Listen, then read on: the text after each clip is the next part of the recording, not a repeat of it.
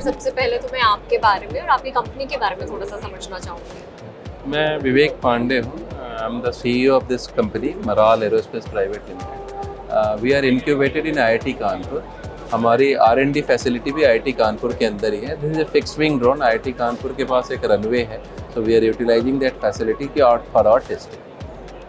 Sir, मैं ये क्या है और आप लोग क्या करते हैं, इसके बारे में थोड़ा सा बताइए। मैम, बेसिकली अगर आप देखिएगा कि जो ड्रोन्स होते हैं उनकी इंड्योरेंस, जो फ्लाइट टाइम लिमिटेड होती है, 2 hours मैक्सिमम। मैंने बहुत few drones companies can offer you a flight with 2 hours of endurance.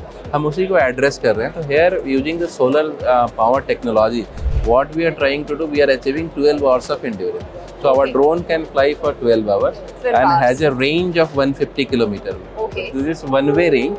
तो अगर आप देखिएगा ट्रेडिशनल वेज में 15 से 20 किलोमीटर से ज़्यादा आपका रेंज नहीं होता है। So here we are achieving 150 kilometre one way range at 5 kilometre altitude. So we have vast, if you see, and it can carry a 5 kg payload. Total weight of the aircraft is 26 kg, which includes 5 kg of payload. Payload will be satellite communication payload plus your camera, UIR camera. It can have also radio relays for different purpose. अब आपका जिसका prime application है intelligence, surveillance and reconnaissance में, जैसे हमारे border and marine borders या land borders बहुत बड़े हैं, फास्ट हैं, तो वहाँ समथिंग विच कैन मैंने कंटिन्यूसली मॉनिटर योर इंट्रूडर्स और whatever any movement you want to capture. दूसरा है मैम डिजास्टर मैनेजमेंट में है। अभी जैसे हमें HPCL ने भी under their startup initiative they have incubated us and they are funding us also. अब उनके लिए जैसे हम पाइपलाइन इंस्पेक्शन का काम करेंगे, उनकी पाइपलाइंस बहुत बड़ी होती है, तो वहाँ पे कोई सैबोटाज कर रहा है कि नहीं, तो we can fly, we can check कि वहाँ के उनके पाइपलाइन ठीक है कि सिक्योर की है। तो ISR हो गया मैम, आपका डिजास्टर मैनेजमेंट हो गया, पाइपलाइन इंस्पेक्शन हो गया, प्रिसीजन एग्रीकल्चर में basically we since we can fly for longer duration, so we can collect lot of data and help the farmers doing in making the agriculture more precise, ये yield oriented. तो precision agriculture में कर सकते हैं। Forest fire detection is one area where we can, if you see currently the in US something that fire spread vastly. Our Uttarakhand also faces that problem. So this is something which can detect fire and easily transmit it back. Early detection will happen and you can take a remedial action at that point. Okay, तो majorly किस sector में इसका use होता है? Agriculture में होता है, defence में होता है ma'am, oil and energy sector में होता है, फॉरेस्ट के लिए काफ़ी अच्छा है, और आपका एग्रीकल्चर में भी। सर, थोड़ा सा पेयू के बारे में बताइए। पेयू क्या है, किस तरीके से काम करता है? First of all thank you so much for being here.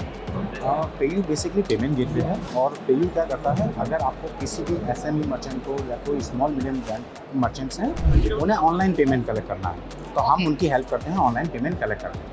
किसी स्मॉल बिजनेस की कोई भी हेल्प स्मॉल करते हैं? स्टार्टअप बिजनेस हो, बड़ा बिजनेस हो, और कोई भी बिजनेस हो, जैसे कि बिजनेस होते हैं, आपको कोई भी ऑनलाइन पेमेंट कलेक्ट करना है। फॉर एग्जांपल, आप मेरे पास आए हो ये बोलते हुए कि सर मैंने अभी एक ई-कॉमर्स की शॉप थी अभी तक मेरी, लेकिन अब मैं ऑनलाइन अपने प्लेटफॉर्म पे आया हूँ, अब मुझे पेमेंट कलेक्ट करना, मैं कैसे पेमेंट कलेक्ट कर सकता हूँ?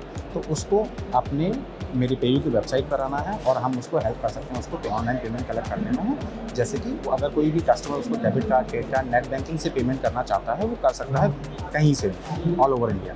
सो क्या ये सेम इसी की तरह काम करते हैं जैसे हमारे फोन पे, गूगल पे और ये सब काम करते हैं? फोन पे, गूगल पे ऑफलाइन स्टोर्स पे काम करते हैं। ओके। तो उसके लिए आपको जैसे ये QR कोड मैंने आपको दिखाया अभी, ये ऑफलाइन काम नहीं करेगा? ये ऑफलाइन काम करेगा, ये ऑफलाइन काम करेगा, लेकिन ये मेरी प्रोडक्ट की विजिबिलिटी आपको बताएगा कि ये मेरा प्रोडक्ट का है। अगर आप जैसे ही आप इसको स्कैन करेंगे, ठीक है, स्कैन करते ही आपको मेरे व्हाट्सएप कॉमर्स के पेज पे ले जाएगा। ओके। ये आपको व्हाट्सएप कॉमर्स के पेज पे ले जाएगा, वो आप मेरे प्रोडक्ट्स के बारे में आपको सारी इन्फॉर्मेशन देगा। हाय मिस्टर रजत चोपड़ा, मैं आपकी बैंकर्स क्लब के बारे में थोड़ा सा समझना चाहूँगी। ये आइडिया आपको कैसे आया और क्या है bankers club? So Bankers Club basically is a thought behind giving a meaningful engagement to the bankers after retirement. Okay. And we see that banker enjoys the glory of the institution till he retires at various roles. But after 60 he vanishes from the ecosystem. But then there is a 40 years of experience that he brings with him. It's a knowledge. So to leverage that 40 years of experience, and MSME, we serve MSMEs on one side. MSMEs for various needs: balance sheet, treasury, fundraising, debt, equity, IPO, pre-IPO. Now, if we have to serve MSMEs, which are 6 crore MSMEs pan-India, especially in category B, C, D cities, the reach to them in a digital manner because they don't use digital. India is a demographic which is more phygital. So that's where we combine bankers' experience in those remote cities and we service the MSMEs. And today we can service the MSMEs in smaller towns like Satara, Jammu, Udhampur, by deploying our banker on ground who does the due diligence part and does the financial advisory. और ये काम किस तरीके से करता है bankers club? So basically, there's a pool of bankers on one side. You come and register on our portal. It's not a freelancing portal. You have to take registration as a banker, as a retired banker, and then you have to build your profile. So profile, it's a deep dig profile. Like if you have 40 years of experience, you have done credit at what level you have done, right? And treasury at what level you have done. So accordingly, our AI matches your experience with the MSME, the kind of service they need.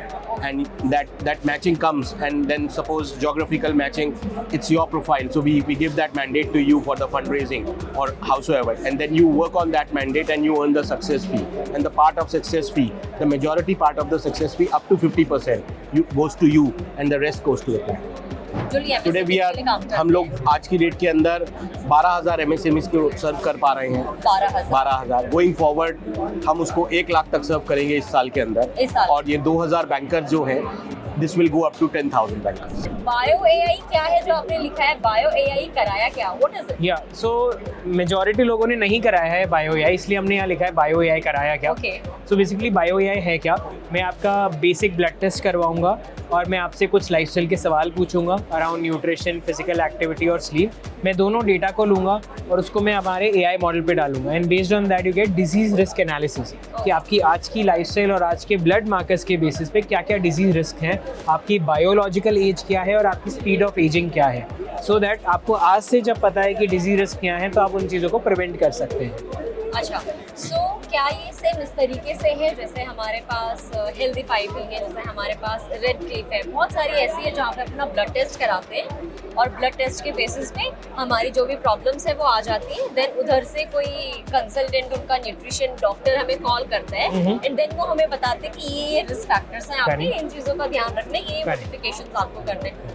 ये क्या उसी तरीके से same है या कुछ अलग तरीके? ये कम्प्लीटली अलग है. HealthifyMe can be a good partner for us और Redcliffe is already our partner. So हम लोग नॉर्मल ब्लड टेस्ट को एआई पे ट्रेन कर रहे हैं. सो फॉर एग्जांपल, हाँ, तो ये मॉडल ना ही चैट जीपीटी, ना ही ग्रॉक या कोई भी डीप सीक मॉडल पे नहीं है. खुद का एआई मॉडल है जो कि 25 इयर्स ऑफ रिसर्च पे बना है with the partnership with hospitals. तो ये कैसे वर्क करता है कि ब्लड रिपोर्ट बताएगी कि कोलेस्ट्रॉल बढ़ा हुआ है या कम है, but the disease of cholesterol is dyslipidemia, which is what we are trying to tell. जैसे आज आपको ब्लड रिपोर्ट बताएगी कि हार्मोन्स में फीमेल्स में LH, FSH वो हार्मोन्स के क्या लेवल है, बट मैं आपको बताऊंगा PCOS, PCOD का क्या रिस्क है. So this is one level up then the normal diagnostics.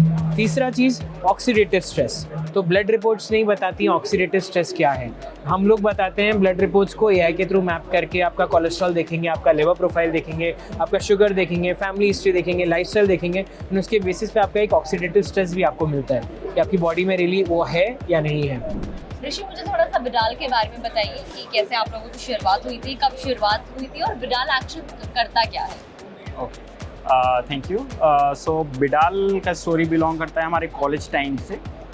When we were a student itself, so when we used to visit the different factories and plants across India, then we identified safety for the blue collar workers and the people who are working on ground is basically compromised, and the process is totally manual because वहाँ पर लोग घूम कर identify करते हैं कि if something wrong is going or hazardous is ongoing into the plants.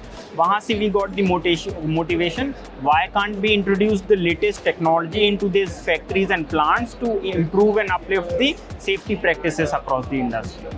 So that is what we are doing for almost all the large players across India, and like till now we have covered more than 50 or 60 locations.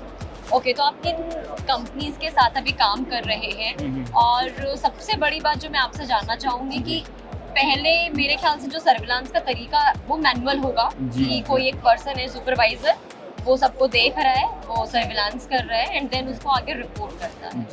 इसके बाद क्या change आया और किस बड़ी companies के साथ आप लोग काम कर रहे हैं? Right. So like I'll start with where we are working actually. So we are working with all the big names, be it Adani, Tata Steel, JSW Group, in PSUs also Coal India Limited, Steel Authority India Limited, Jindal Group.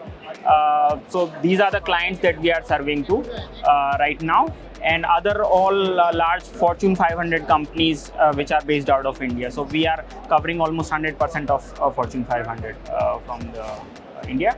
And what changes we have brought in terms of the surveillance space.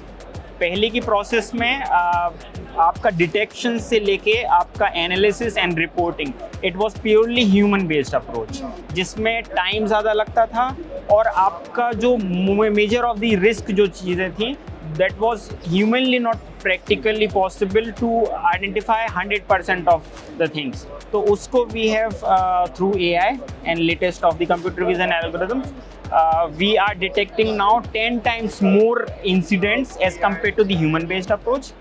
And secondly, जो time to take the corrective action, तो उसमें suppose आप human based approach में अगर किसी आपके supervise ने अभी एक कोई इंसिडेंट आइडेंटिफाई किया है, वो आपको दोपहर में आके बताएगा कि सर ऐसा ऐसा मैंने वहाँ देखा.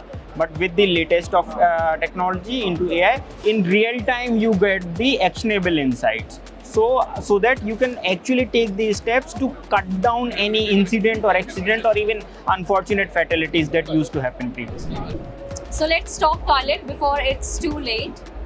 Hi, this is Bhavna and you're watching Good Riddles. हमारे साथ है बुलू के founder and CEO mister Manish, जो हमसे बात करेंगे और हमें बताएंगे बुलू के बारे में. And it's going to be very interesting. बुलू क्या है, कैसे काम करता है, और मैंने क्यों बोला let's talk toilet before it's too late, ये आपको भी पता चलेगा. So hi sir, welcome. Hi, thanks for having me here.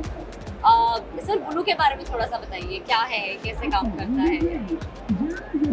मैं एक रिटेल एनालिस्ट हूँ और पिछले 25 साल में मैंने वॉलमार्ट USA में और शॉपर स्टॉप में काम किया है. हमारी घर की औरतें मेजर डिसीजंस लेती है, लेकिन हम लोग एक छोटी सी चीज़ उनके लिए प्रोवाइड नहीं करते हैं, जो है टॉयलेट. हमेशा घर के बाहर निकलती है तो पानी नहीं पीती है, टॉयलेट नहीं यूज़ करती है और बहुत सारी उनको दिक्कतें होती है, UTI इन्फेक्शन होता है. मेरे घर की औरतें, स्पेशली माय वाइफ और मेरी बेटी, जो हिंदुस्तान छोड़ के जाना चाहती है और वापस नहीं आना चाहती बिकॉज टॉयलेट अवेलेबल नहीं है, एक बेसिक नेसेसिटी, वहीं से शुरुआत हुई. तो मुझे लगा कि hygiene dignity for a woman should be my mission. And पता चला कि हम लोग टॉयलेट की बात सिर्फ मोदी जी ने किए थे 2014 से, उसके बाद कोई नहीं करता है. एक टैबू सा है कि टॉयलेट की बातें पब्लिक में, हम लोग टॉयलेट बोल भी नहीं सकते, इसलिए हम लोग पाउडर रूम बोलते हैं अभी. तो ये बातें अगर एक मेन फील्ड, एक कॉर्पोरेट एनवायरनमेंट, एक इन्वेस्टमेंट एनवायरनमेंट में अगर लाए, इसीलिए आई से ऑलवेज लेट्स टॉक टॉयलेट. अभी बहुत देर हो गई है, हम लोग कब तक सिर्फ जापान की तारीफ करेंगे. मुझे हिंदुस्तान को वर्ल्ड्स टॉयलेट कैपिटल बनाना है.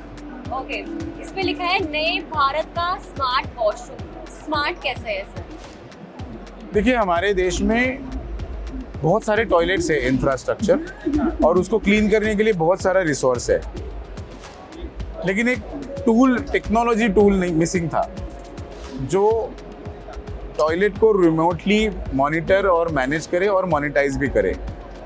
तो हम लोगों ने IoT based, AI based and SaaS based technology develop की, जो टॉयलेट ओनर्स को एक टूल दे सके, एक मॉनिटरिंग टूल दे सके, और उसमें ह्यूमन इंटरवेंशन ना हो. नॉर्मली अभी भी होता है, एक सैनिटेशन वर्कर जो टॉयलेट क्लीन करता है, उसके ऊपर मल्टीपल सुपरवाइजर्स होते हैं, तो उसे सोशल डिग्निटी नहीं मिलती है और उसका 60% सैलरी वो लोग लेके जाते हैं. To change this unit economics हम लोगों ने टेक्नोलॉजी डेवलप की, और वो टेक्नोलॉजी हम लोगों ने किसी और टॉयलेट में डालने से पहले हमारे टॉयलेट में की. इसीलिए ये पाउडर रूम स्मार्ट है, जो number of people using it, cleaning कितनी बार हुआ है, किसने क्लीनिंग किया, किस क्वालिटी का क्लीनिंग किया, एयर क्वालिटी क्या थी, और किस पैटर्न में लोग आ रहे हैं, सारा डेटा ये टॉयलेट में स्टोर होता है और बैकएंड में हमें पता चलता है, और उस वजह से हम उसको, ये सारा डेटा मिला के हम लोग एक सिविल जैसा स्कोर बनाते हैं, वो उसका हाइजीन स्कोर हो जाता है. अच्छा. इस तरह से ये टॉयलेट्स डिजिटली स्मार्टली मैनेज होते हैं. तो अभी तक आप लोग कितनी जगह पे ये स्मार्ट वॉशरूम्स को इंस्टॉल कर चुके हैं और कहाँ-कहाँ प्रेजेंस है? हम लोगों ने गवर्नमेंट इंस्टीट्यूशन के साथ पार्टनरशिप करके municipal corporation, railways, national highway corporation, Indian oil and अभी और टूरिज्म और multiple other government departments, PWD, सारे लोग अभी they are coming forward because this is the most only smartest solution we have created. उनके साथ मिलके हम लोगों ने 50 प्रोजेक्ट्स अभी एग्जीक्यूट किए, 350 projects across India, 300 projects pipeline में है। अगले 5 साल में मैं 10,000 प्रोजेक्ट्स एग्जीक्यूट करना चाहता हूँ।